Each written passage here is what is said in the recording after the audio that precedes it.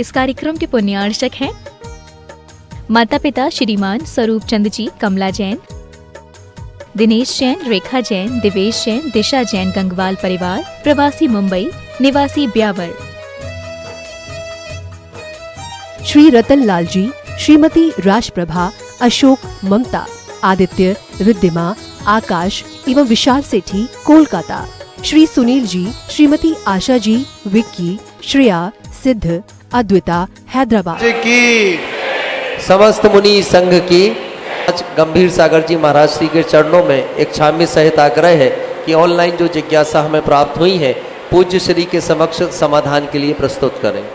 कविता जैन प्रतापगढ़ से पूछती हैं, नमोस्तु गुरुदेव, मंदिर में अकेले ही 48 दीपक व विधि मंत्र सहित श्री भक्तांबर जी का पाठ कर सकते हैं क्या? भक्तांबर के 48 विधि सहित मंदिर में अकेला व्यक्ति कर सकता है क्या? नहीं करना चाहिए। बिना दीप प्रज्वलन के कर सकते। दीप प्रज्वलन के साथ में भक्तांबर पाठ को सामूहिक रूप में ही करना चाहिए। भक्तांबर पाठ अकेले पढ़ें, रिद्धि मंत्रों को भी पढ़ लें, लेकिन दीप प्रज्वलन के साथ में कम से कम सामूहिक हो, क्योंकि दीप के साथ में अनुष्ठान हो जाता है और अनुष्ठान की एनर्जी इतनी पावरफुल होती है कि उसको तुम अकेले संभाल पाओगे या नहीं, हम नहीं कह सकते। अभी तक जो मैंने इस संबंध में सोचा है, चिंतन किया है कि यदि 48 दीप प्रज्वलन के साथ भक्तांबर पाठ रिद्धि मंत्रों का करते हो तो अकेले नहीं करना चाहिए, सामूहिक रूप में ही करना चाहिए। राजीव जैन अमरपाटन से पूछते हैं, नमोस्तु गुरुदेव, क्षुल्लक जी, एलक जी तीनों संधि कालों में यथाजात रूप धारण करके सामायिक आदि कर सकते हैं कि नहीं? तीनों संधि कालों में एलक क्षुल्लक यथाजात रूप धारण करके सामायिक कर सकते हैं कि नहीं? अब इस संबंध में शक्य अनुष्ठान देखा जाता है। मुनियों के बीच में बैठ करके फिर भी संभव है, लेकिन अकेले क्षुल्लक अकेले स्थान पर, एकांत स्थान पर बैठ करके, आज के समय पर सामाजिक परिवेश ऐसा है कि नहीं करना चाहिए। हाँ, मुनियों का समूह यदि सामायिक में बैठा है, उनके बीच में यदि यथाजात मुद्रा को लेकर सामायिक करते हैं तो संभव है। बाकी अकेले में, एकांत में, आज के परिवेश में अपवाद होने की संभावनाओं को देखते हुए नहीं करना चाहिए। अभिषेक जैन बरेली से पूछते हैं कि नमोस्तु महाराज जी, सिद्धों के 8 मूल गुण होते हैं, मगर सिद्ध बनने के बाद उनके 8 मूल गुण क्या दर्शाते हैं? हम किस लिए उनके 8 मूल गुण हैं, उनसे क्या संबंध है? भगवान के 8 मूल गुण होते हैं, वो उनके स्वाभाविक गुण हैं। उन गुणों का चिंतन करने से, आराधना करने से एक दिन हमें वो गुण प्राप्त होते हैं। बंदे तद्गुण लब्धे, हम जिन गुणों की स्तुति करेंगे, आराधना करेंगे, वे गुण एक दिन हमें उपलब्ध हो जाते हैं। और एक एक गुण अपने आप में अनंत अनंत शक्ति रखता है। सम्मत गुण अपने आप में ऐसी शक्ति रखता है कि ऐसा परिणमन जिसके बाद कोई परिणमन नहीं हो। ज्ञान, दर्शन, अव्यावाद सुख, अव्यावाद सुख सिद्धों का चिंतन करने से सांसारिक दृष्टि से हमारे कार्यों में विघ्न नहीं आते। सिद्ध भगवान के 8 मूल गुण किसी भी कार्य को सिद्ध करने के लिए सिद्ध भगवान की स्तुति क्यों करते हैं? उनमें एक अव्यावाद नाम का सुख है।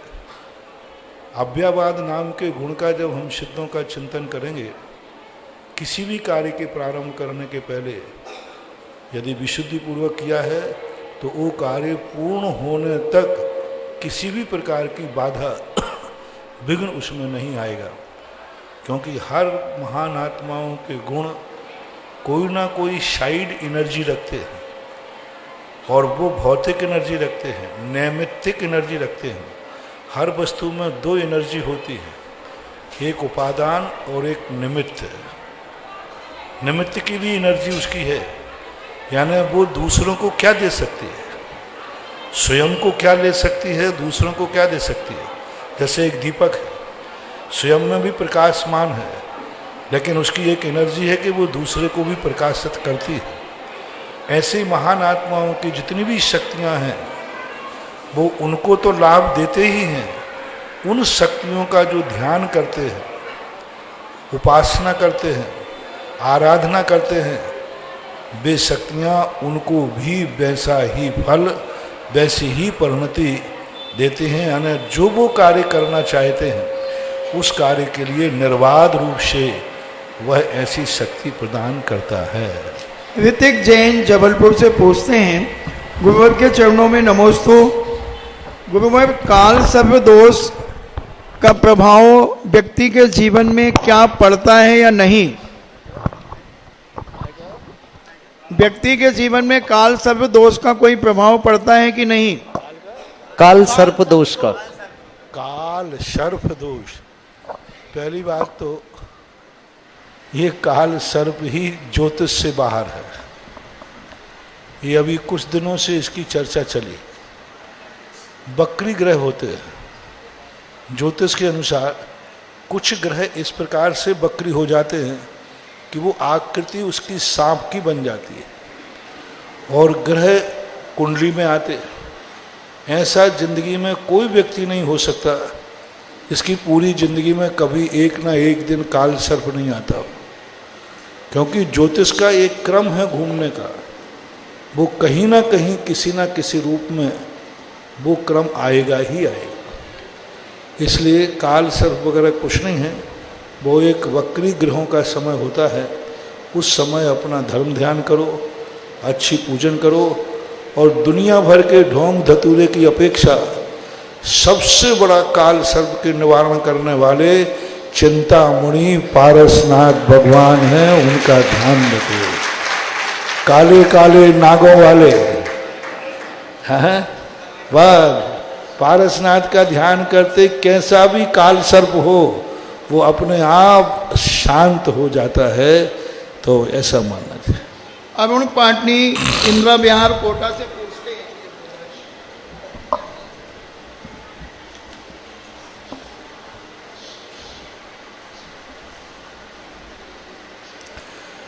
लोका लोक आकाश माही थिर निराधार जानो।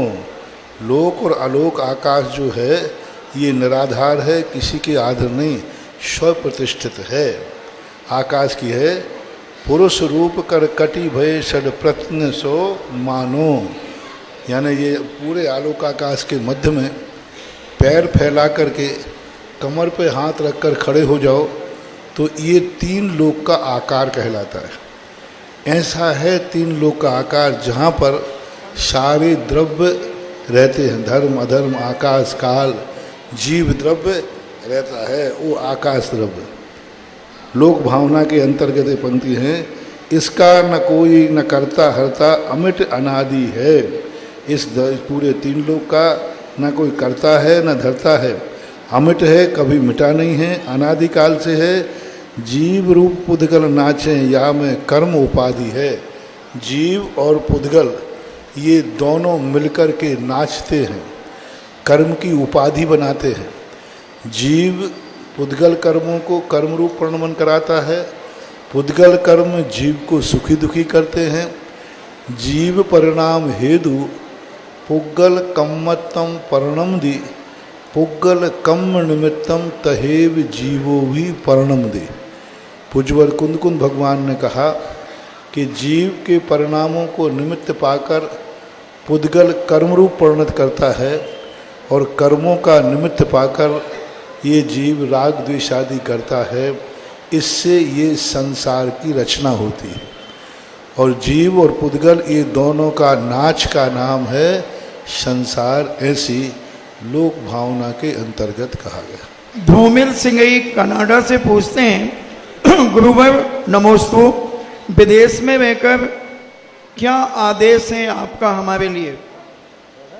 विदेश में ध्रुमिल सिंगई कनाडा से पूछ रहे हैं, गुरुदेव विदेश में रहकर क्या आदेश हैं और विदेश में होने वाली गलती का क्या प्रायश्चित है और हम अप्रभावना से कैसे बचें? देश लौट आओ, यही आदेश है। अपने घर लौट के आओ। कर्म ने तुम्हें इतना योग्य समझा था कि तुम्हें उस भूमि में जन्म दिया जहाँ तीर्थंकरों के जन्म होते हैं। तुम धन के लोभ में आकर के कर्म के द्वारा दिया हुए पुरस्कार को तुमने ठुकरा दिया, इसलिए यही है। और दूसरी बात रही बात कि पुद्गल कर्मों के पुद्गल विदेश आदि में जो दोष लगते हैं, उन दोषों को तो आपको खुद संभलना होगा, क्योंकि वहाँ की जो स्थितियाँ हैं बड़ी विचित्र हैं। यदि आप चाहें तो अपना संभल सकते हैं, भावात्मक धर्म कर सकते हैं। जो क्रियाएं यहाँ द्रव्य रूप से करते वहाँ भाव रूप से करो, और सदा भावना भाव कि हमारी ज़िंदगी में कभी भी हो हमें विदेश में ज़िंदगी न जीना पड़े, ऐसा निमित्त बने कि हम अपने देश में पुनः लौट चले। ऐसा राजेश जैन, बबीता जैन, नमोस्तु महाराज जी, भगवान के प्रक्षाल की क्या महिमा होती है? और फिर भी मैंने विदेश के लिए इसने कहा था कि आप विदेश में रहते हैं तो कम से कम एक काम करना चाहिए।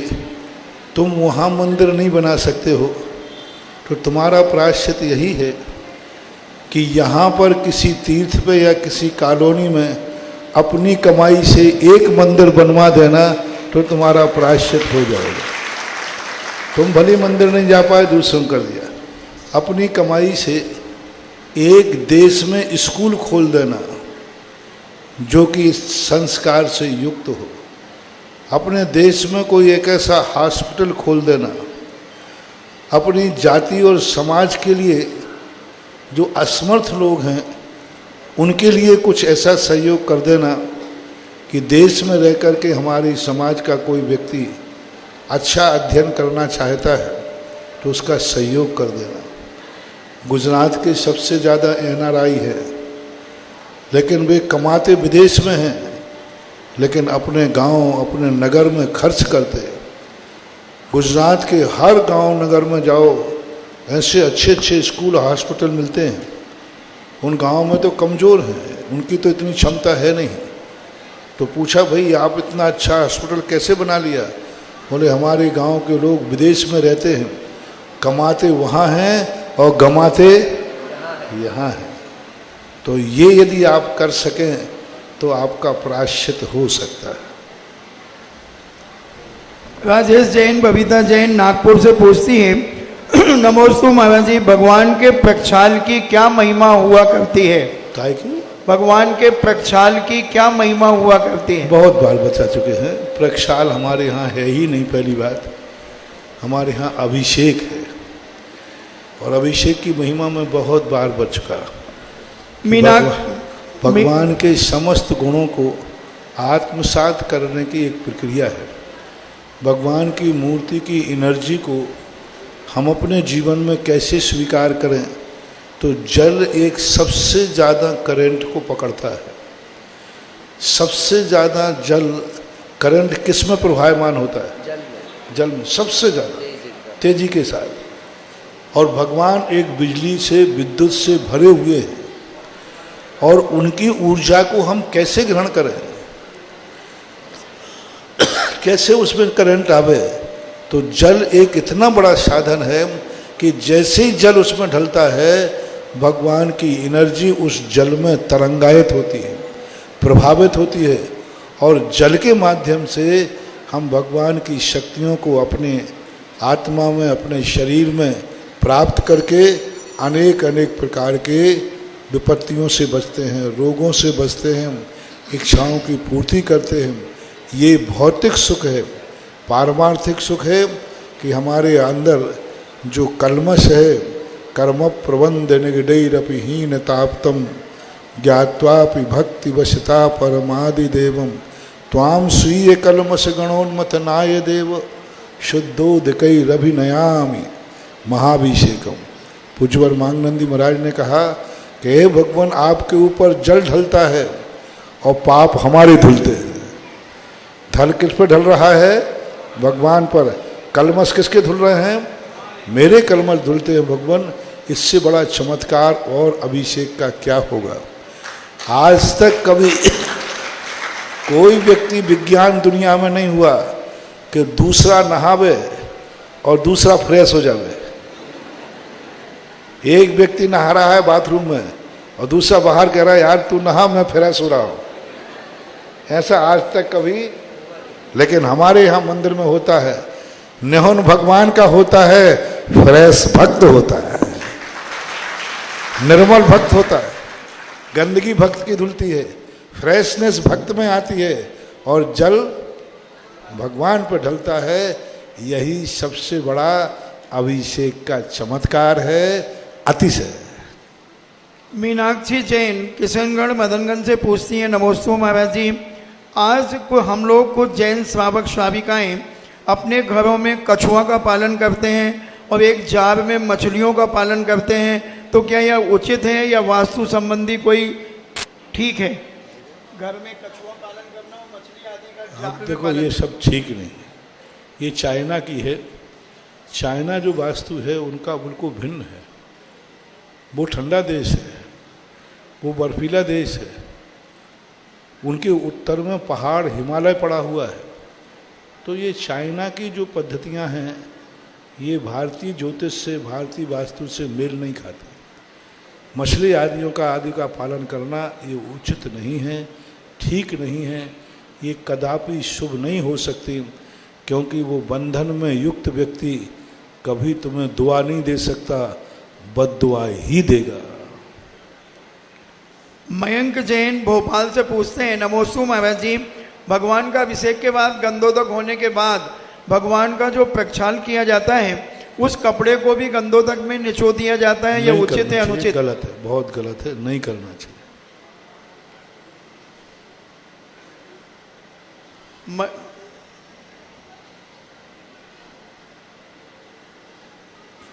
आशी जैन सागर से पूछती हैं, नमोस्तु महाराज जी,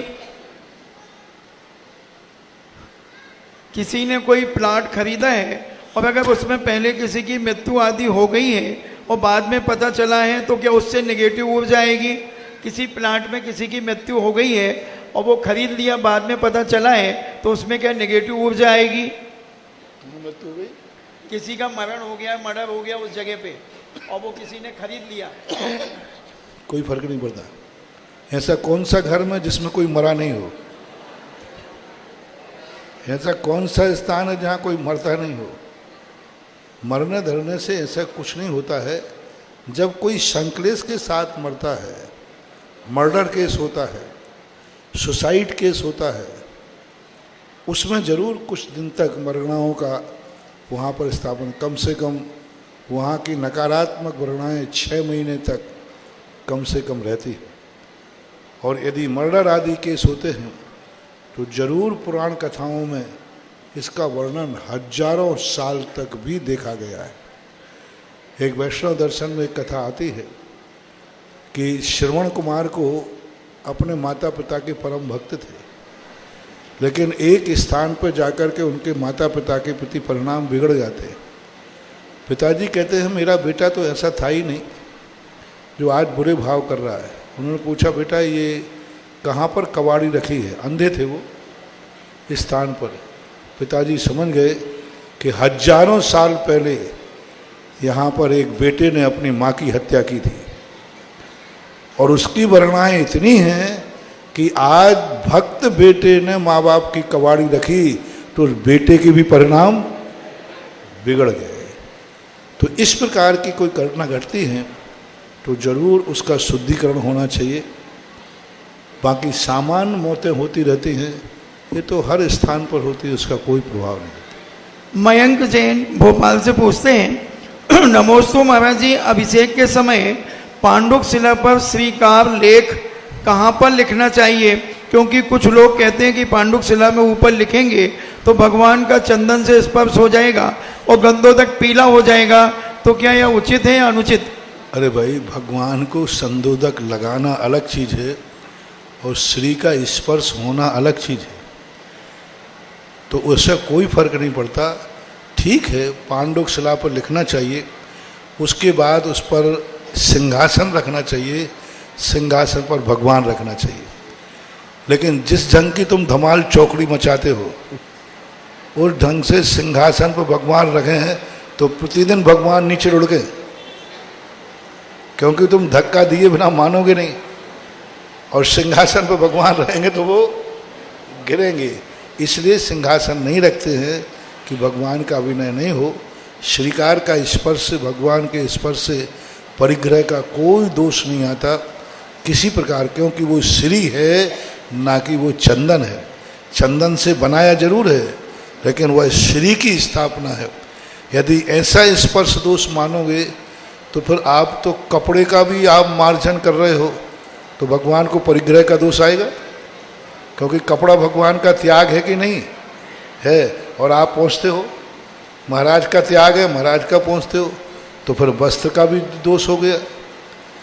फिर ऐसी चीज़ों में तो आप बहुत ज़्यादा विपत्ति में पड़ जाएंगे। तो इस प्रकार की ज़्यादा नुक्ताचीनी नहीं करना। भगवान के जहाँ भी श्री बनता है पांडुकशला आदि पर बना लेना चाहिए।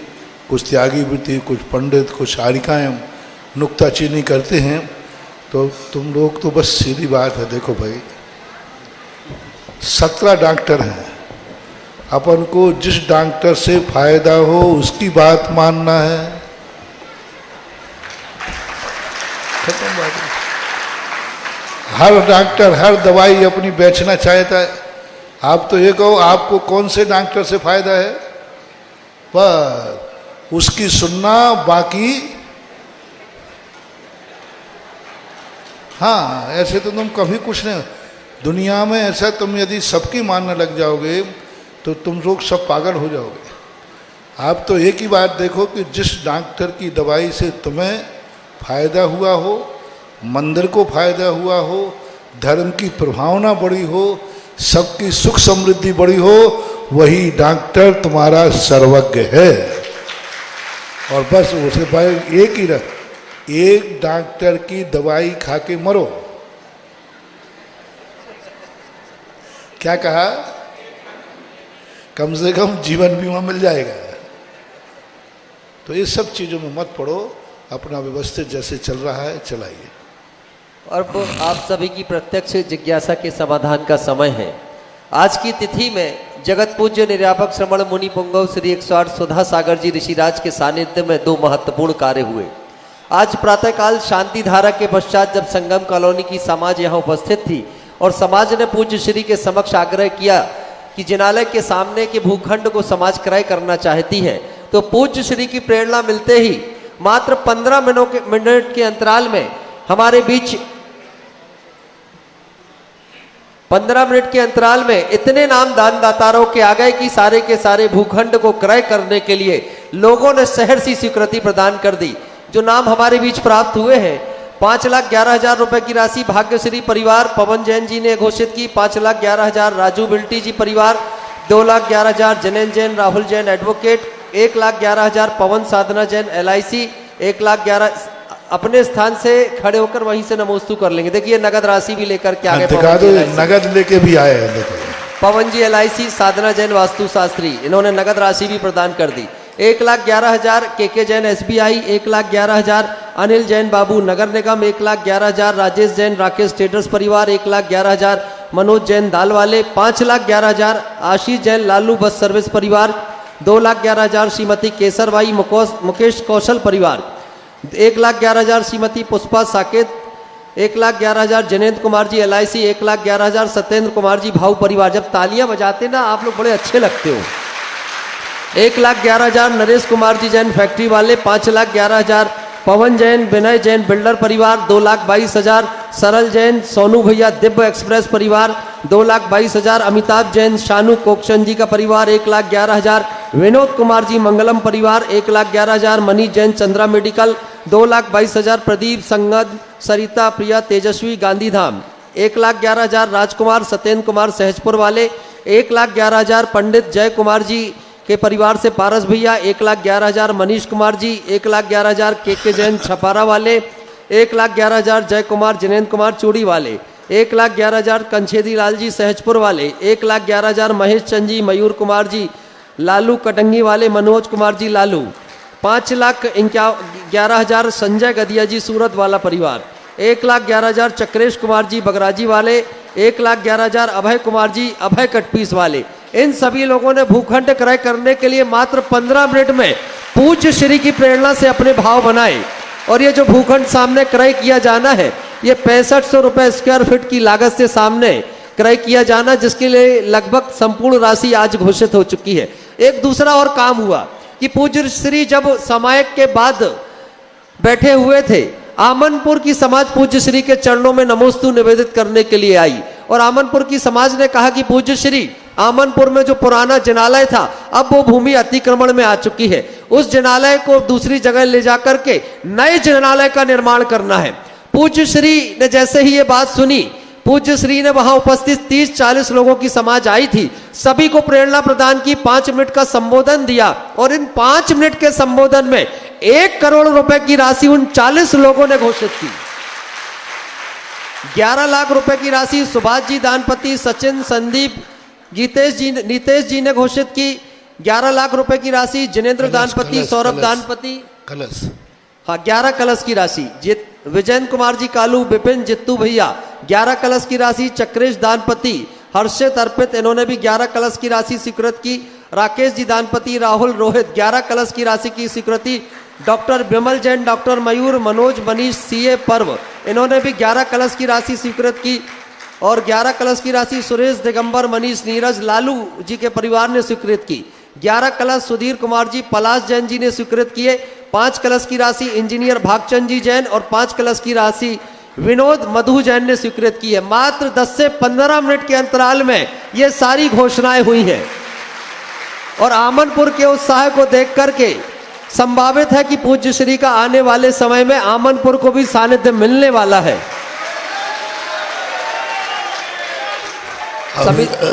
समिति के अभी तो आमनपुर को मात सुनो, आमनपुर को मात मैंने सुबह 1 घंटे की सोचा था कि 6 से 7 बजे का समय निश्चित था, लेकिन आज आप सबके उत्साह से हमारी कमेटी में पास हो गया कि सुबह का समय तुम्हें मिलना चाहिए, यानी एक टाइम का समय मिल जाएगा। पूरा समय, प्रातःकाल प्रवचन भी वही होगा और आहारचर्या भी आमनपुर में ही संपन्न होगी।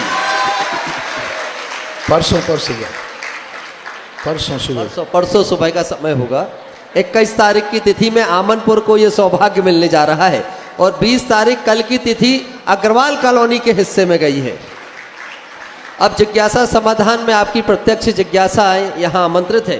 पूज्य महाराज श्री एक जिज्ञासा लिखित आई और मुझे लगा कि ये जिज्ञासा, ध्यान रखना संगम कॉलोनी वालों का, ये तो आज छोटा सा हुआ, जो बड़ी तैयारी अपन ने कल की थी वो तैयारी में सब तैयार रहना। इतना अच्छा काम होने वाला है कि वस्तुतः जैसी कल्पना की है संगम कॉलोनी की वैसा ही मंदिर बनेगा। अब बाजू में ना खिसक के पीछे खिसकेंगे, लेकिन बहुत अच्छा। तो जो कल आप लोगों ने घोषणाएं की हैं उसकी सब तैयारी करके रखना, वो लिस्ट यथावत है, नहीं तो इसमें भूल जाओ तुम। महाराज श्री एक जिज्ञासा, किसी भी दिन उसका भी घोषणा होने वाली है और किसी भी दिन आप उसकी तैयारी करके रखें जिससे कार्य हो। हाँ बोलो महाराज जी। संगम कॉलोनी वालों के चेहरे में एक प्रश्न चिन्ह और आ गया कि वो तो घोषणा होने वाली है, किसी भी दिन तैयारी होने वाली है, लेकिन सबके चेहरे पर एक प्रश्न चिन्ह है कि उस दिन आपका भी सानिध्य मिलने वाला है। एक लिखित जिज्ञासा आई है और पूज्य श्री ये लिखित जिज्ञासा आपके चरणों तक पहुंचाने का मन इसलिए हुआ कि जो बातें इसमें लिखी हैं उसका समाधान होना बहुत जरूरी है।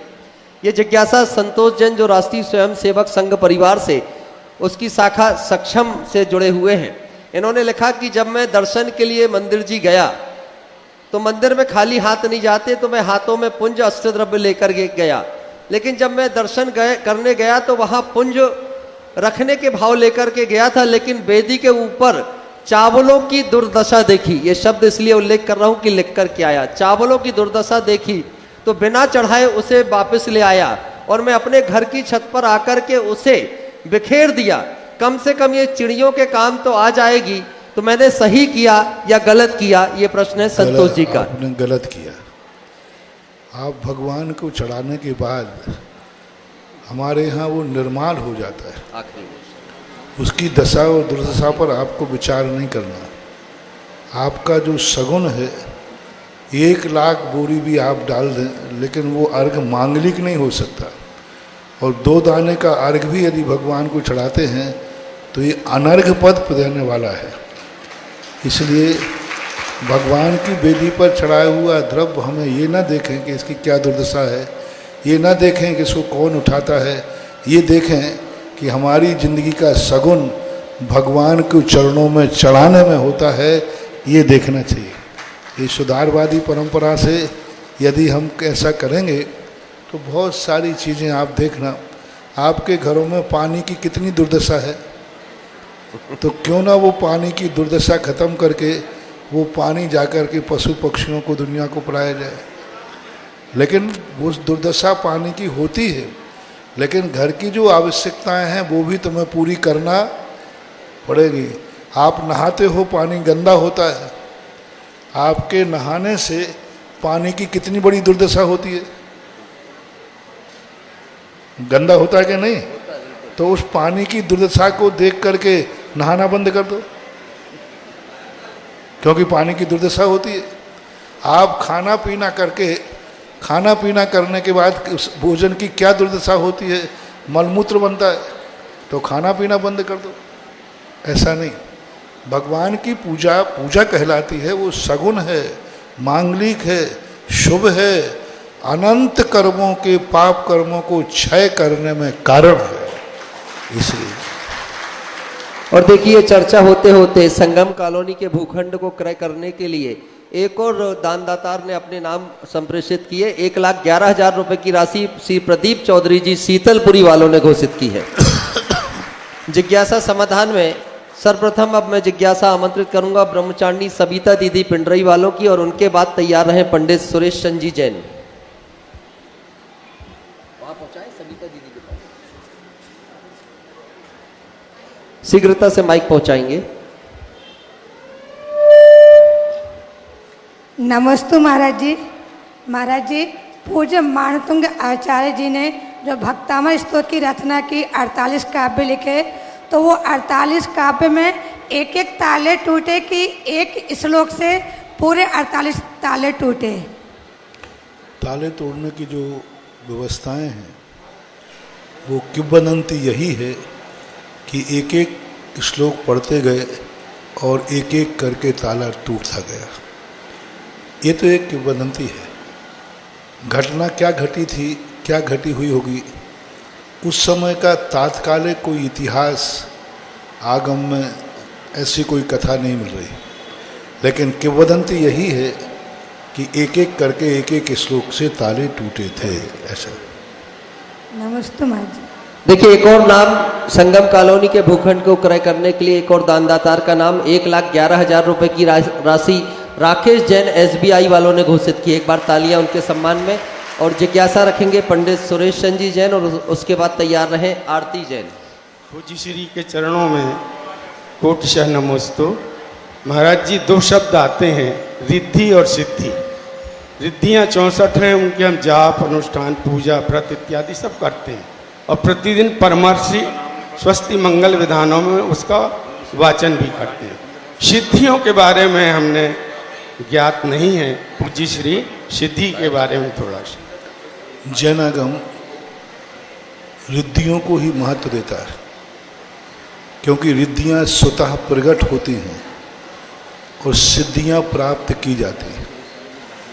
सिद्धियों में व्यक्ति को पराधीन होना पड़ता है, किसी देवताओं के अधीन होना पड़ता है, उनकी आराधना करना पड़ती है, उनके नियम कानून मानना पड़ते हैं। तो जैन दर्शन सिद्धियों का निषेधक इसलिए है क्योंकि उसमें हमारी स्वाधीनता नष्ट होती है और हमें उनके अनुसार कार्य करना पड़ता है, और उनके अनुसार कार्य न करने पर वो हमारी घातक हो जाती है। यहाँ तक कि हमारे पास जो है ये भी समाप्त हो सकता है। और रिद्धियाँ वो आत्मा की शक्ति हैं जो हमारी आत्मा से प्रकट होती है, इनमें पराधीन नहीं होना पड़ता, स्वाधीन होता है। इनमें व्यक्ति की आत्मा की शक्ति कभी साइड इफेक्टेड नहीं होती। इसलिए जैन दर्शन आत्म प्रधान दर्शन होने से रिद्धियों को स्थान देता है। सिद्धियाँ तात्कालिक होती हैं, परिस्थितिजन्य होती हैं, मजबूरी में होती हैं, और मुनिराज आदि को कभी सिद्धि की स्थिति बनती है तो गुरु आज्ञा से अथवा धर्म की रक्षार्थ करना पड़ता है, फिर उनके लिए उसका प्रायश्चित देना पड़ता है। जैसे पुष्पदंत भूतबली महाराज ने गुरु आज्ञा से उन्होंने मंत्र की सिद्धि की थी। इसलिए जैन आगम में सिद्धियों का स्थान नहीं है, क्योंकि सिद्धि बहुत खतरनाक होती है। सिद्धियों में हमारा सब कुछ लुटने की संभावना होती है, साइड इफेक्टेड होती है, और सबसे बड़ी चीज़ है हमारी स्वाधीनता खत्म होती है। इसलिए सिद्धियों का वर्णन नहीं है, रिद्धियों का ही वर्णन मिलता है। नमोस्तु महाराज जी। देखिए, संगम कॉलोनी के भूखंड के लिए और भी दानदातारों के नाम हमारे बीच आ गए हैं। विजय कुमार जी कटंगी वाले, डॉक्टर नीरज जैन, नितिन जैन 1,11,000 की राशि, और चक्रेश कुमार जी हमारे बीच उपस्थित हैं। चक्रेश कुमार जी पन्नी वालों ने 1,51,000 रुपये की राशि की घोषणा की है। एक बार जोरदार तालियां बजा दें और जिज्ञासा करें। हमारे बीच उपस्थित हैं आरती जैन, और उसके बाद तैयार रहे एडवोकेट जनेंद्र जैन। आरती जैन को वाली अभी आपका आएगा। नमोस्तु महाराज जी, कोटि कोटि नमोस्तु। ये जिज्ञासा मेरी नहीं, मेरे बच्चों की है। मैं स्पष्ट नहीं कर पाती हूँ जिज्ञासा को। उनका कहना है कि दो चीज़ें होती हैं, एक तो सुखों का छोड़ना और एक दुखों को गले लगाना, तो कष्टों को गले लगाना। तो ये परेशानियों को सहने के लिए उनका ये कहना है कि शरीर परम उपकारी है। एक बार आराम से आप बताएं ना। शरीर परम उपकारी है। आप ही ने प्रवचन में कहा था कि शरीर परम उपकारी है। तो शरीर जब परम उपकारी है तो परिसहों को, इतने सारे परिसहों को या शरीर को तपाना क्यों अनिवार्य है? शरीर जब परम उपकारी है तो शरीर को परिसहों के लिए इतना क्यों तपाते हैं, इतना कष्ट क्यों सहन करते हैं? कौन सहन करता? मोक्ष मार्गी। क्योंकि ये शरीर इतना उद्दंड है कि यदि इतना अंकुश न रखा जाए तो ये पता नहीं ये आत्मा को किस गड्ढे में गिरा देगा। कोई तांगे वाला, कोई किसान अपने बैल को अंकुश में रखता है तो वो कष्ट नहीं दे रहा है, उसको अनुशासन सिखाता है। सबसे ज़्यादा हम साधु लोग इस शरीर से प्रेम करते हैं, बस इसको उद्दंड नहीं होने देते। इससे कहते हैं जो मुझे काम कराना वह काम करो और सीधा बैठो। तो इसलिए लगता है कि अपन कष्ट देते शरीर को। ये कष्ट नहीं है शरीर को, ये शरीर को अंकुश करने की व्यवस्था है। इसके बाद जिज्ञासा करें एडवोकेट जनेंद्र जैन। वो उपस्थित ना हो तो राजकुमार बब्बा जी जिज्ञासा करें, और राजकुमार बब्बा जी के बाद तैयार रहें मनीषा जैन इंदौर।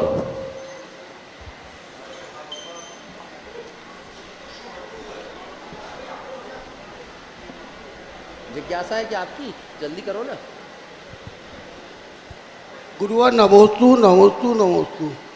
मैंने आज से 11 साल पहले, इस मंदिर में बैठने में जगह नहीं थी तो 11 साल पहले एक संकल्प लिया था कि मैं बाहर बैठ के ही पूजा करूंगा, पर बीच में कुछ जवाबदारियां आई तो मैंने 2 महीने भीतर बैठ गया तो उसमें कुछ अशुभ हो गया, फिर उसके बाद बाहर आ गया।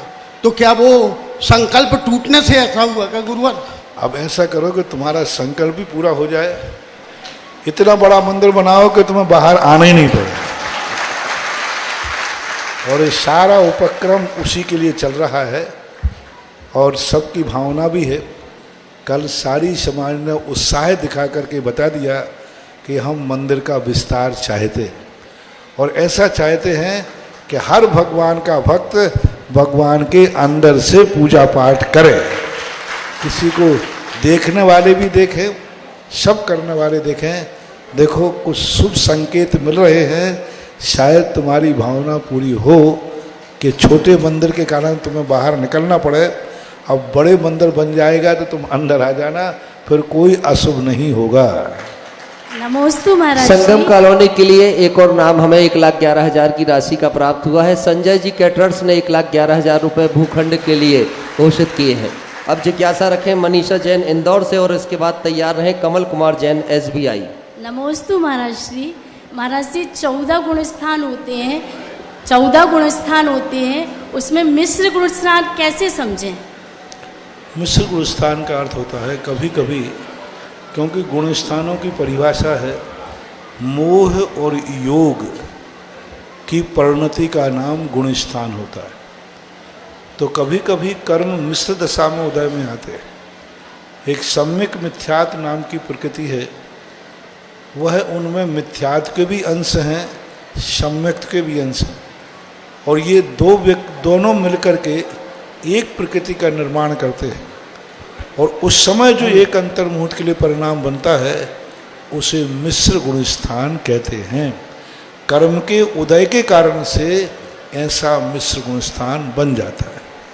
इसके बाद जिज्ञासा करें कमल कुमार जी जैन SBI और तैयार रहें स्नेह लता जैन। मेरे प्रातः श्री गुरुवर नमोस्तु नमोस्तु महाराज जी को इच्छामी इच्छामी इच्छामी।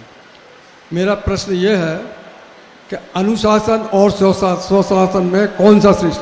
अनुशासन और स्वशासन, अनुशासन और स्वशासन, अनुशासन और स्वशासन, मैं इसमें विवेक का क्या रोल है? दोनों एक ही। अनु यानी शासन का अर्थ होता है, थोड़ा सा अंतर कर लो। अनुशासन यानी जो अनुशासित हैं उनके पीछे चलना अनुशासन है, और स्वयं में अनुशासन में रहने का नाम स्वशासन है। कुछ व्यक्ति ऐसे होते हैं जो स्वयं में अपने आप में अनुशासन में रहते हैं, उनको किसी के पीछे चलने की ज़रूरत नहीं होती। और जो दूसरों के अनुशासन में चलते हैं, जैसे गुरु की आज्ञा में चलना अनुशासन है और स्वयं सावधान रहना स्वशासन है। ऐसा अंतर कर सकते हैं, बाकी अनुशासन में सब आ जाता है। इसके बाद जिज्ञासा करें स्नेहलता जैन और तैयार रहे एडवोकेट जनेंद्र जैन।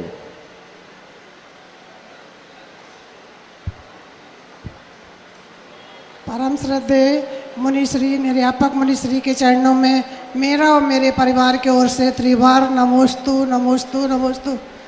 महाराज जी मेरी जिज्ञासा है कि 13वें गुण स्थान में केवली भगवान की निर्जरा तो होती है, परंतु उनकी कर्म प्रवृत्तियों का क्षय क्यों नहीं होता? ऐसा क्यों? निर्जरा जो उनकी है सामान्य निर्जरा, एक देश निर्जरा चलती रहती, क्योंकि उनकी अनंत विशुद्धि होने से एक नियत निर्जरा चलती रहती है। लेकिन कर्मों का क्षय इसलिए नहीं होता क्योंकि वो 13वें गुण स्थान में कोई विशुद्धि भाव अलग से नहीं बनता, उनके परिणामों में ऐसा कोई ध्यान नहीं बनता। तीसरा ध्यान होता भी है तो भी वह कर्म को क्षय करने में कारण नहीं होता। ऐसा ध्यान है क्योंकि एक ध्यान ऐसा है तृतीय शुक्ल ध्यान जो किसी कर्मों का क्षय नहीं करता, क्योंकि उसके विशुद्धि परिणाम उस प्रकार के नहीं होते। क्योंकि योगों की जो चंचलता बनी रहती है वो योगों की चंचलता अंत में सूक्ष्म होकर के भी वो कर्म को क्षय करने में समर्थ नहीं है। इसलिए 13वें गुण स्थान में निर्जरा तो है लेकिन संपूर्ण कर्मों का क्षय नहीं है। ऐसा वहाँ परिणामों का वैचित्र होने से ऐसा होता है। इसके बाद जिज्ञासा करेंगे भारत सरकार के assistant solicitor general Janendra Jain और तैयार रहे प्राची जैन। पूज्य गुरुवर को नमोस्तु नमोस्तु नमोस्तु। गुरुवर शरीर जो है जड़ है और नश्वरवादी है, और आत्मा जो है चैतन्यमयी शुद्ध तेज पुंज है। तो सम्यक दर्शन, सम्यक ज्ञान और सम्यक चारित्र ये आत्मा का विषय है कि शरीर का विषय है? दो प्रकार की परिणति होती है। एक संसार दशा में संयोगज पर्याय होती है। सपोज कीजिए अमृत धारा तुम जानते हो या नहीं, लेकिन चलो हल्दी और चूना ले लेते। चूना सफ़ेद होता है, हल्दी पीली होती है, लेकिन दोनों को मिला दिया जाए तो एक लाल रंग उत्पन्न होता है, वो लाल हो जाता है। अब वो लाल पर्याय चूना की है कि हल्दी की है? चूना कभी लाल होता नहीं, हल्दी कभी लाल होती नहीं, लेकिन दोनों मिल जाने के बाद एक नया रिएक्शन होता है जिसे हमारे हम संयोगज पर्याय बोलते हैं। तो जितने ये संसार दिवस की पर्याय हैं ये संयोगज पर्याय है। एको में शास्त्रो वादा नान दंसन लक्षणों शेषा में बाहरे भावा सब्बे संयोग लक्षणों, यानी ये संयोगज पर्याय। सम्यक दर्शन ज्ञान चारित्र भी आत्मा की पर्याय होकर के भी पुद्गल के क्षय उपशम से होती है। यदि कर्मों का उपशम और क्षयोपशम क्षय न हो तो रत्नत्रय की भी उपलब्धि नहीं होती है। तो इसलिए परिणामों में पुद्गल और जीव मिलकर के, पुद्गल की भी पर्याय नहीं है, जीव की भी पर्याय नहीं है, और दोनों जब मिलते हैं तो ये विशुद्ध आदि परिणामों की स्थितियाँ बनती हैं। हालांकि कर्म के उदय से मोक्ष मार्ग नहीं बनता, लेकिन कर्म का उपशम तो होना जरूरी है। जब कर्म का उपशम क्षय उपशम होता है तो हमारे यहाँ सम्यक दर्शन पर्याय उत्पन्न होती है।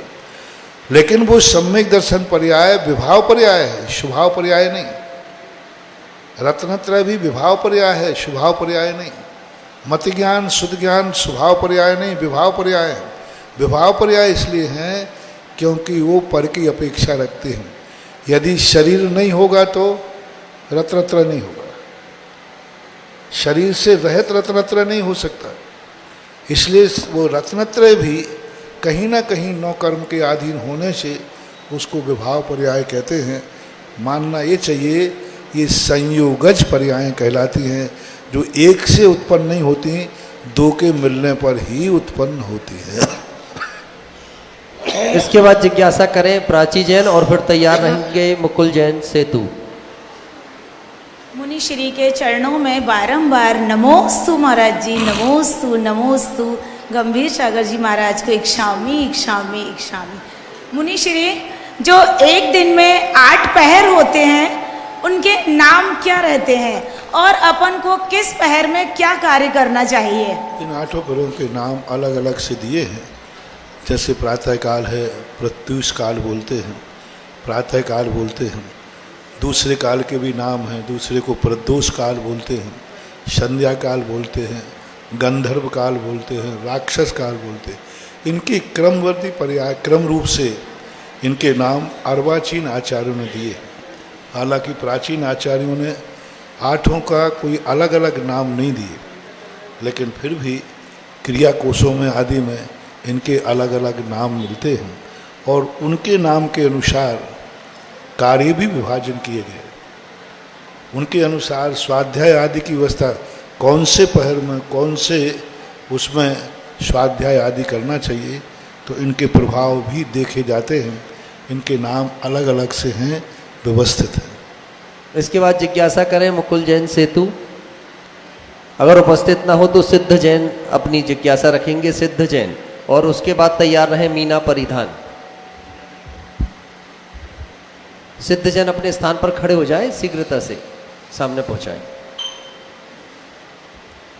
नमोस्तु महर्षि, मेरा प्रश्न ये है कि हर जीव को उसके धर्म के हिसाब से पाप पुण्य मिलता है? आराम से पूछें। महाराज जी, हर जीव को उसके धर्म के हिसाब से पाप पुण्य मिलता है? हर जीव को उसके धर्म के हिसाब से पाप पुण्य मिलता है, कर्म के हिसाब से। और धर्म और कर्म जो हैं, धर्म करता है तो पुण्य बंद होता है, अधर्म करता है तो पाप बंद होता है। लेकिन जो सुख दुख मिलता है वो पुण्य पाप के कर्म से ही मिलता है। इसके बाद जिज्ञासा करें श्रीमती मीना परिधान और फिर तैयार रहेंगे अजित कुमार जी जैन बांसवाड़ा। जगत गुरु सुधा सागर जी महाराज के पावन चरणों में त्रैवार नमोस्तु नमोस्तु नमोस्तु। गुरुवर, मेरी जिज्ञासा है कि हम शुरू से भावना भाते हैं कि हमारा समाधि मरण हो, मगर आजकल ये चल रहा है कि मृत्यु उपरांत अंगदान देना चाहिए। तो इसमें क्या उचित है कि समाधि मरण के बाद भी अंगदान दे सकते हैं, या अंगदान देना चाहिए, या समाधि मरण लेना चाहिए? समाधि मरण के से अंगदान का कोई संबंध नहीं है जी। अंगदान यदि कर लिया तो क्या फर्क, मतलब मृत्यु के बाद होता है जी। मृत्यु के बाद हमारा इस शरीर पर कोई अधिकार नहीं होता। यदि कोई उसका उपयोग करते हैं तो करें, यदि अंगदान कर दिया, नेत्रदान कर दिया, तो समाधि मरण पर कोई प्रभाव पड़ने वाला नहीं, क्योंकि नेत्र जीवित में नहीं निकाले जाते हैं, प्राण विसर्जन होने के बाद नेत्रों को निकाला जाता है, इसलिए उससे समाधि पर कोई फर्क नहीं पड़ेगा।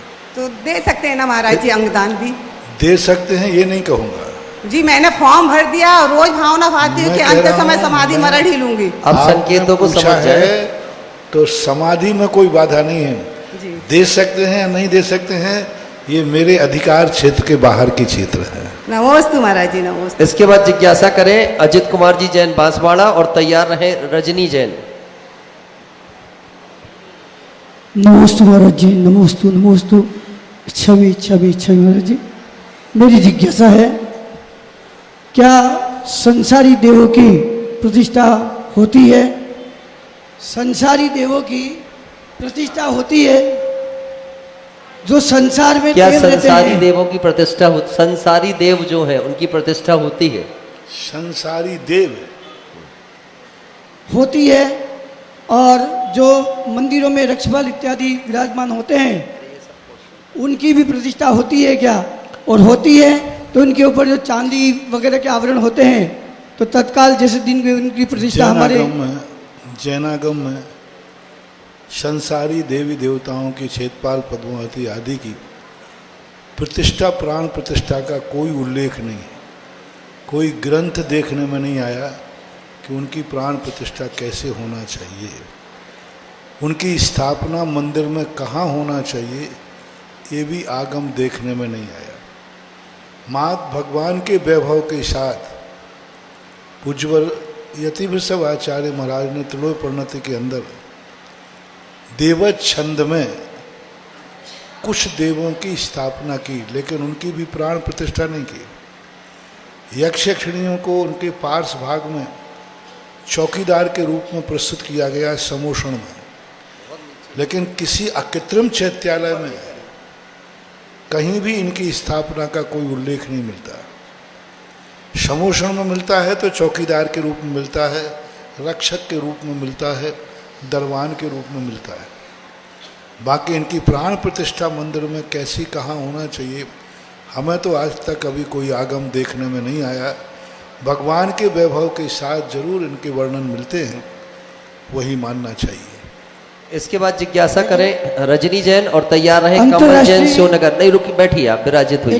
नहीं, एक ही जिज्ञासा, थोड़ा सा बैठिए आप। नहीं, अब बहुत ज्यादा प्रश्न को लंबा नहीं करें। महाराज जी, मैं द्वादश वर्षीय पाठ्यक्रम पंचम वर्ष की छात्रा हूँ। चतुर्थ वर्ष के तत्वार्थ सूत्र के स्वाध्याय में अवधि ज्ञान के विषय में आया है, तो देशावधि, परमावधि और सर्वावधि अवधि ज्ञान क्या है और किसे होता है? देशावधि ज्ञान को कहलाता है क्षेत्र की अपेक्षा से, विषय की अपेक्षा से इनमें देश माना जाता है। देशावधि का स्थान क्षेत्र सीमित है, बहुत छोटा होता है। जघन्यतम 1 अंगुल के असंख्यात में भाग प्रमाण होता है, और उत्कृष्ट रूप से लोकाकाश बराबर होता है, इससे भी बड़ा होता है। सर्वावधि का अर्थ होता है कि जितना विशेष ज्ञान है, जितने भी अवधि ज्ञान का है, वो संपूर्ण को प्राप्त करता है। परमावधि का अर्थ होता है विशेष रूप से जो अवधि ज्ञान के साथ में जो अन्य रिद्धियाँ सिद्धियाँ होती हैं, उनके साथ में वो संपन्न होता है, वो परमावधि कहलाता है। यानी कुछ विशेषताओं को लेकर के एक सर्वावधि किसी जीव को है, लेकिन परमावधि नहीं है। परमावधि होगा तो उसके साथ और भी रिद्धियाँ होंगी, जैसे विपुलमति मना पर्याय ज्ञान होगा, और भी 63 रिद्धियों में से अनेक रिद्धियाँ प्राप्त होगी। वह अवधि ज्ञान जो अन्य गुणों से विशिष्टता को प्राप्त होता है, वो परमावधि है। अपने संपूर्ण विषय को विषय करने वाला सर्वावधि है, और एक देश विषय करने वाला देशावधि है। देशावधि के भेद हैं 6, परमावधि और सर्वावधि के कोई भेद नहीं होते। देशावधि के 6 भेद होते हैं: अनुगामी, अनुगामी, वर्धमान, हेयमान, अवस्थित, अनवस्थित। ये देशावधि के भेद होते हैं। देव और नारकियों और मनुष्यों को देशावधि होता है। तद्भव मोक्षगामी जीव तीर्थंकरों को नियम से सर्वावधि, परमावधि दीक्षा के बाद होता है।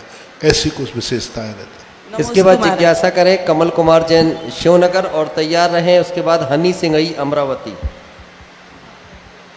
मुनि चरणों में बारंबार नमोस्तु।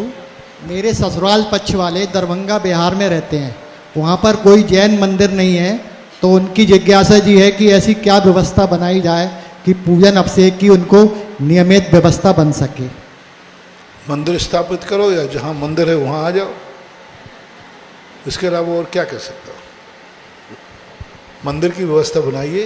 आप अपने रहने की जब व्यवस्था बना ली है तो आप छोटा सा प्लाट लेकर छोटा सा स्थान में भगवान जी की भी व्यवस्था बनाइए, यही उसका मार्ग है। इसके बाद जिज्ञासा करें हनी सिंघई अमरावती और तैयार रहें रश्मि जैन। परम पूज्य गुरुवर के चरणों में बारंबार नमोस्तु। शुल्लक श्री के चरणों में बारंबार इच्छामि। महाराज श्री, हमारे गुरुवर और हमारे बुजुर्ग अक्सर हमें समझाते हैं थोड़ा गम खा लेते तो तुम्हारा क्या बिगड़ जाता, किंतु यही गम खाना हमारे गम की वजह बनता जाए तो हम ऐसी परिस्थिति में क्या करें? गम खाने से क्या हो जाए? गम थोड़ा गम खा लो। किसी को रोकने के लिए कहते थोड़ा गम खा लो। यही गम खाना अगर इनके गम की वजह बन जाए तो ये क्या करें? ये तुम्हारी भूल है। गम खाना यदि घुटन बन जाता है तो इसका अर्थ है वो गम है ही नहीं। गम का अर्थ होता है वस्तु स्वरूप का विचार करना। गम शब्द जो है गमलवी धातु से बना है। गम यानी ज्ञान। तुम समझो, तुम ज्ञान पूर्वक समझो। गम खाने का अर्थ चुपचाप नहीं। गम खाने का अर्थ है कि हमें वो आचरण करना चाहिए जिससे सामने वाले की कसाय और वृद्धि को प्राप्त न हो। विवेक और ज्ञान से जो अपने परिणामों को संभालता है उसको गम बोलते हैं। और गम से गम हो जाए तो वो हमारी भूल है, वो गम है ही नहीं, वो तो और सदमा में और चला गया। तत्व ज्ञान करते हुए गम खाना चाहिए। इसके बाद जिज्ञासा करें रश्मि जैन और तैयार रहेंगे मुंबई से पंडित विजय कुमार जैन। नमोस्तु महाराज जी। आचौर्याणु व्रत की 5 भावनाएं दी हुई हैं। उन 5 भावनाओं में शून्यागार आचौर्याणु व्रत की जो 5 भावनाएं हैं, शून्यागार, विमोचितावास, परोपरोधाकरण, वैक्य शुद्धि, सधर्म विसंवादा पंच, इन भावनाओं को किस प्रकार समझना चाहिए ये समझ में नहीं आती। शून्यागार, विमुचता, विशेष रूप से ये जो भावनाएं हैं ये मुनियों के प्रति है। मुनि धर्म को प्राप्त करने के लिए तो हम किसी दूसरे के मकान को प्राप्त ना करें। जो शून्यागार है, जो किसी के स्वामित्व वाला नहीं है, वह उस आदि को स्वीकार करना चाहिए। जिस माध्यम से दूसरे का अधिकार हो उस स्थान को अपन को ग्रहण नहीं करना चाहिए। शून्यागार विमोचिता यानी ऐसे स्थानों पर रहें जो शून्यागार हों, दूसरों ने छोड़ दिए हों। और दूसरा परोपरोधाकरण का अर्थ होता है किसी के द्वारा सुरक्षित किए स्थान को, जैसे किसी ने चटाई बिछा कर रख गया, हमने उसकी चटाई हटा करके बैठ गए। दूसरे के द्वारा ग्रहण किए हुए स्थान को स्वयं जाकर उसको हटा करके बैठ जाना परोपरोधाकरण कहलाता है। भैक्ष्य शुद्धि, भैक्ष्य शुद्धि यानी आहार की शुद्धि, क्योंकि अन्न जो है मुनियों का दूसरे का है और दूसरे के अन्न को हम मन से भी लेने का भाव नहीं कर सकते कि आज मुझे आहार में ये वस्तु मिल जाए। यदि ऐसा भाव आया कि आज मुझे आहार में ये वस्तु मिल जाए तो चोरी का दोष है, क्योंकि वह वस्तु दूसरे की है, वो नहीं देना चाहता तो तुमने लेने का भाव क्यों किया।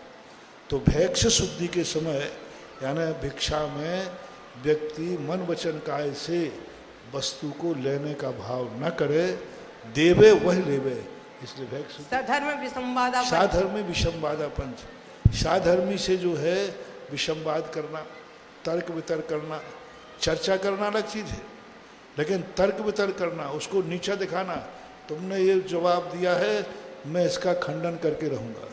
विषमवाद यानी राग द्वेष करना, ये सब अचौर्य भावना की। इसके बाद जिज्ञासा करें पंडित विजय कुमार जी मुंबई वाले और तैयार रहें अनीता जैन। गुरुदेव के चरणों में सत नमन।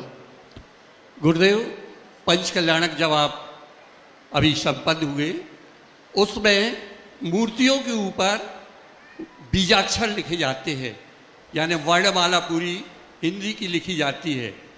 तो ये वर्णमाला लिखने का आशय क्या है? क्या इसका आशय यह लगाया जाए कि इस वर्णमाला के माध्यम से सर्वांग से ध्वनि खिरती है अनंत भगवान की? क्या यह सत्य है या कुछ और? इसलिए हम लोग आप लोगों के सामने नहीं लिखते हैं, क्योंकि आपको दिख रहा है वो पहली कक्षा का आ ई ई उ, और हमें दिख रहा है एक एक बीजाक्षर अनंत शक्ति संपन्न मंत्र। ये बीज वर्णमाला नहीं है, ये बीजाक्षर है। हम वर्णमाला मान के उसको स्थापित नहीं करते, हम बीजाक्षर मान के स्थापित करते। और बीजाक्षर और अक्षर के माध्यम से हम उस शक्ति को स्थापित करते हैं जो शक्ति उस आत्मा में प्रकट होने वाली है। जैसे आ का स्थान ललाट में स्थान बताया, तो ये उनका सिद्धि स्थान है।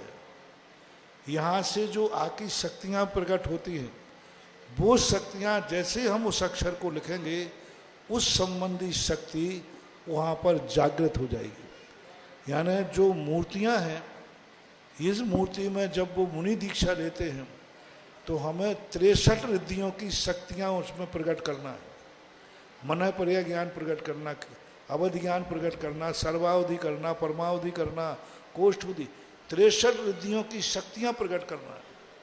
अब उन शक्तियों को हम कैसे प्रकट करें? तो एक एक मंत्राक्षर बीजाक्षर से एक एक स्थान पर स्थापित करके वहाँ से उन शक्तियों को प्रकट करते हैं। यानी वो मुनि अवस्था में जितने गुण उन्होंने प्रकट किए हैं, उन गुणों को उन बीजाक्षरों से, वही वर्णमाला पहली कक्षा वाले को वर्ण है और मुनिराज के लिए वही मंत्र है, साधना है। क्या ध्वनि जो खिरती है सर्वांग से, क्या उसका यही कारण है? नहीं, वो केवल ज्ञान के बाद ये बीजाक्षर नहीं लिखे जाते। केवल ज्ञान के बाद अलग मंत्र न्यास होता है। ये मुनि अवस्था की शक्तियाँ हैं, ये दिव्य धुनि का प्रतीक नहीं है, और दिव्य धुनि से वहाँ कोई लेना देना भी नहीं है। दिव्य धुनि एक प्रातिहार्य है, अष्ट प्रातिहार्य में वो भी बाह्य रूप है। प्रातिहार्यों की शक्ति प्रकट नहीं की जाती। दिव्य धुनि भगवान के होती ही नहीं है, वो तो व्यवहार से होती है। प्रतिष्ठा में दिव्य धुनि को उपचार से स्थापित किया गया। वास्तविक रूप से तो उनकी आत्मा की शक्तियों को वो जो बीजाक्षर स्थापित करते हैं, वही बीजाक्षर से वह पाषाण अतिशयकारी होता है। उस पाषाण की शक्तियाँ जागती हैं। वो जो बीजाक्षरों ने जाकर शक्ति वहाँ प्रज्वलित की, बस वही प्रज्वलित शक्ति अब तुम्हारे लिए गंधोदक बनाएगी, ऐसा। इसके बाद जिज्ञासा करें अनीता जैन और तैयार रहेंगे अभय कुमार जी इंदौर। नमोस्तु गुरुदेव, मेरा और मेरे परिवार की तरफ से त्रिवार नमोस्तु नमोस्तु। कंचन विहार कॉलोनी परिवार की तरफ से नमोस्तु नमोस्तु। सीधे सीधे जिज्ञासा करें। हे महाराज श्री, मेरी जिज्ञासा है कि मैंने सुना है जो स्त्री सची इंद्राणी बनती है उसको स्त्री पर्याय दोबारा नहीं मिलती है। तो महाराज श्री, मेरी जिज्ञासा है ऐसा कौन सा पुण्य का उदय है कि सची इंद्राणी के संदर्भ में कह रही है कि उसको दोबारा स्त्री पर्याय नहीं मिलती है, तो उनका ऐसा क्या पुण्य का उदय है? पुण्य का उदय, वो निरंतर भावनाएं भाती रहती, निरंतर परिणाम करती, उसके विशुद्ध परिणाम होते हैं, ऐसा। इसके बाद जिज्ञासा करें अभय कुमार जी इंदौर और तैयार रहे सौरभ रूपसी जैन। अभय कुमार जी इंदौर उपस्थित हैं क्या? सौरभ रूपसी जैन। इसके बाद सुनंदा जैन अपने स्थान पर खड़े हो जाएं। सुनंदा जैन अपनी जिज्ञासा करें और इसके बाद तैयार रहें आभा जैन।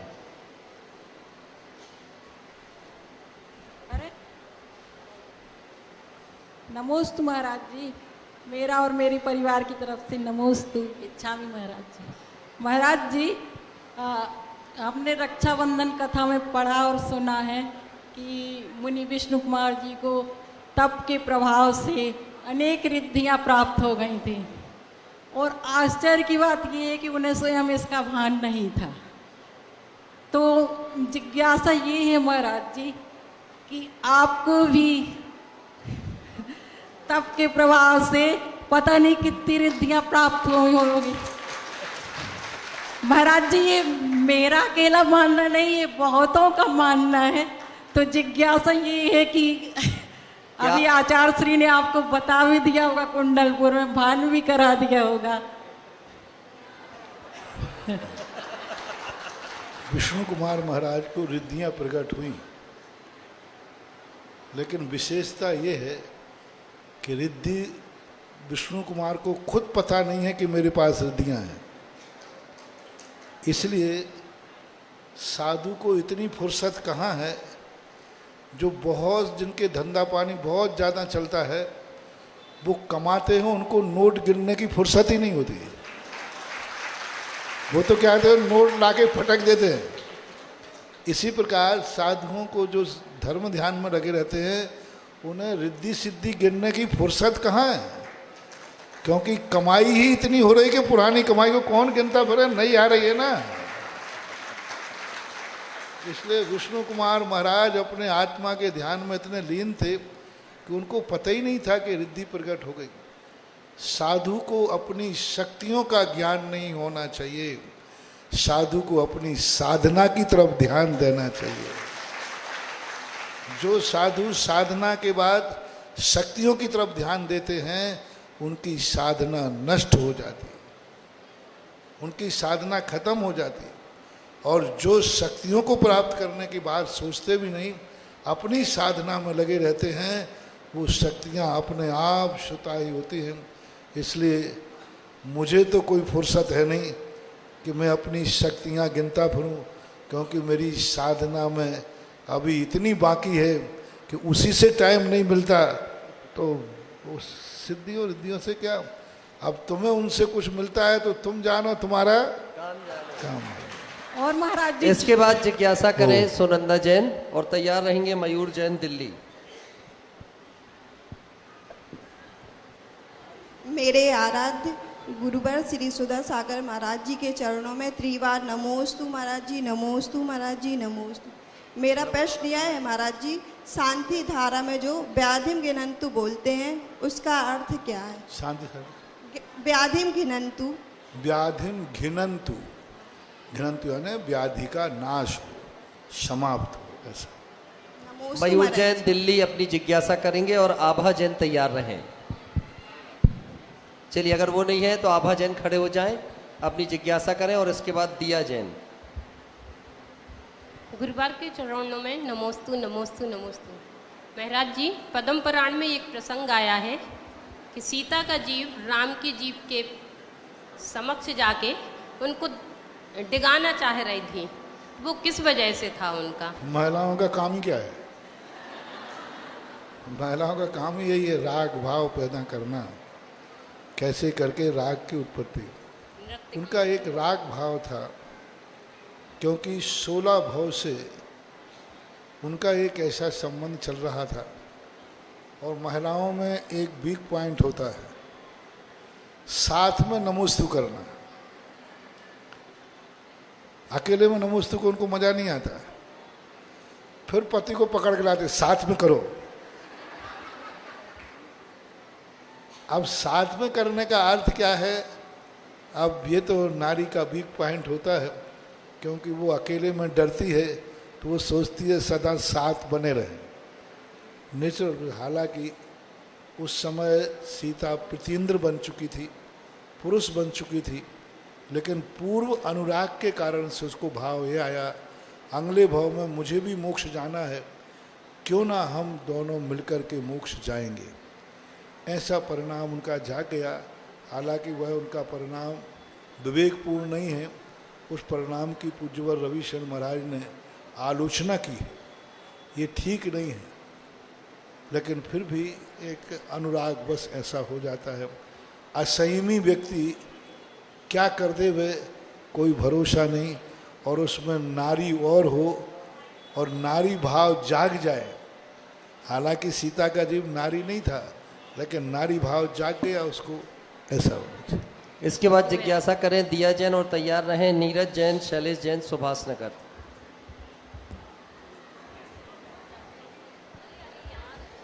शीघ्रता से पहुंचा दें, माइक पीछे। महाराज श्री जी के चरणों में मेरा और मेरे परिवार की ओर से त्रिबार नमोस्तु।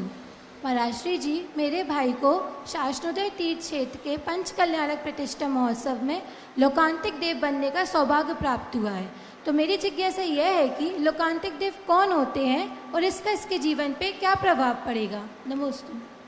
कई जन्मों से जो वैराग्य भावना भाते हैं, जिनके मन में संसार के प्रति उदासीनता रहती है, और जो ये इस परिणाम भाते हैं कि हमें इस संसार को पार करके मोक्ष जाना है, और पुण्य फल के उदय से जो उदासीन हो जाते हैं और निरंतर संवेग वैराग्य भावनाओं को निरंतर भाते रहते हैं, ऐसे लोकांतिक देव बनते हैं।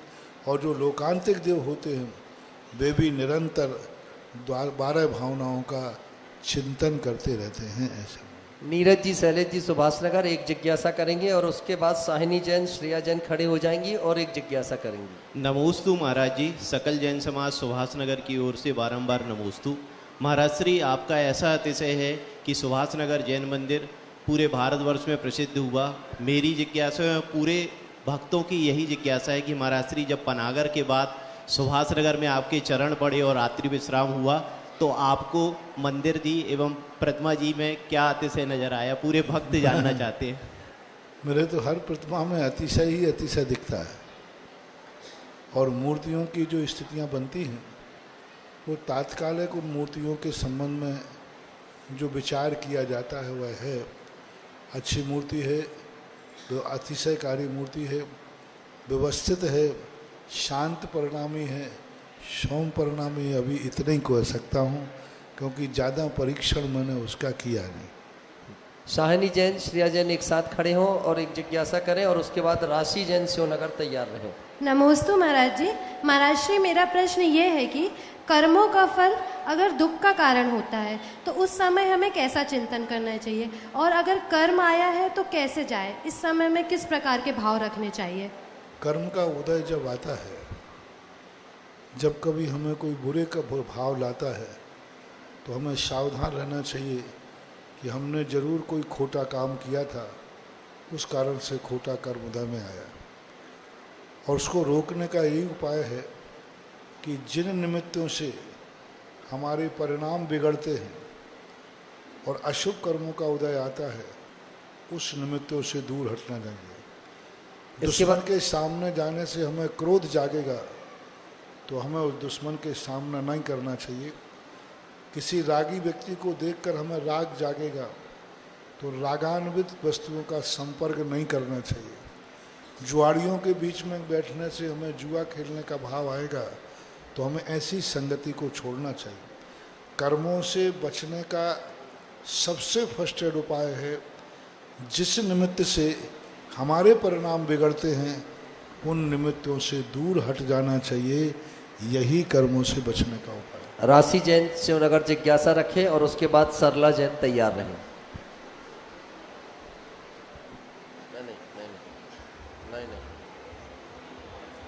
शीघ्रता से खड़े हो अगर उपस्थित है तो। राशि जैन, सरला जैन, सरला जैन अपनी जिज्ञासा रखें। परम पूज्य गुरुवार के चरणों में मेरा और मेरे परिवार का बारंबार नमोस्तु नमोस्तु नमोस्तु। गुरुवार, मेरी जिज्ञासा यह है कि मनय पर्याय ज्ञान का धारी जीव दूसरे के मन में स्थित चिंतित, अर्धचिंतित और अचिंतित भावों को जान लेता है, तो क्या वह किसी संगी पंचेंद्री के मन में स्थित भावों को भी जान लेता है? कोई तो जानता, चिंतित अचिंतित बातों को जान रहा है। संगी पंचेंद्री के मन में जो भाव आया है, नहीं आया है, आएगा, ऐसे परिणामों को भी वो जानता है, लेकिन मन का आलम्बन लेके जानेगा। मान लो ये बात अचिंतित है, किसी ने पूछा कि यह व्यक्ति कभी सिद्ध भगवान का ध्यान करेगा कि नहीं करेगा, तो मना प्रयाण ज्ञानी बता देगा नहीं करेगा, ये अचिंतित है। यानी उसने चिंता नहीं करेगा तो वो कहेगा इसका चिंतन वो नहीं करेगा, सिद्ध भगवान का चिंतन नहीं करेगा वो, तो निषेधात्मा की अचिंतित कहलाता है। और चिंतित वो कहलाता है कि अभी नहीं किया आगे करेगा। तो संगी पंचेंद्रिय के मन में क्या विचार चल रहा है उस संबंध में वो जान लेता है। तो संगी त्र्यंश के भावों को भी जान लेता है, संगी त्र्यंश के भावों को भी जान सकता है, त्र्यंश के भावों को भी जानता है। कोई आगम प्रमाण महाराज जी देखिए अभी विस्तृत व्याख्या ना कराएं, समय सीमित है। उसका एक ही प्रमाण है, मन में स्थित बातों को त्रियंश और मनुष्य संगी पंचेंद्रिय के मन की बात को वो जानते हैं। नमोस्तु। इसके बाद जिज्ञासा करें राशि जैन और फिर तैयार रहे श्रीमती रानू जैन भाग्यश्री।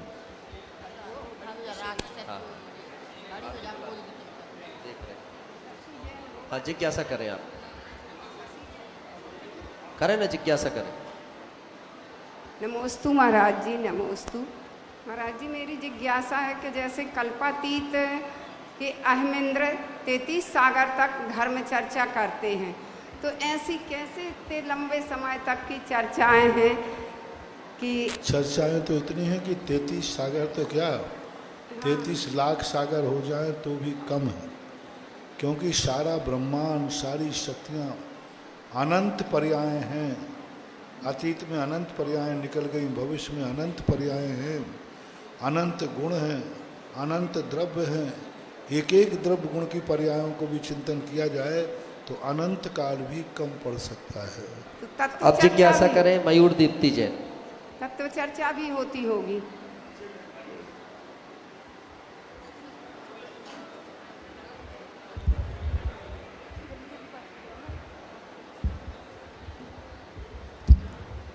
महाराज श्री के चरणों में नमोस्तु। महाराज श्री मेरी जिज्ञासा है कि हम गृहस्थ में रह के पाप करते हैं तो उनका क्षय कैसे करें?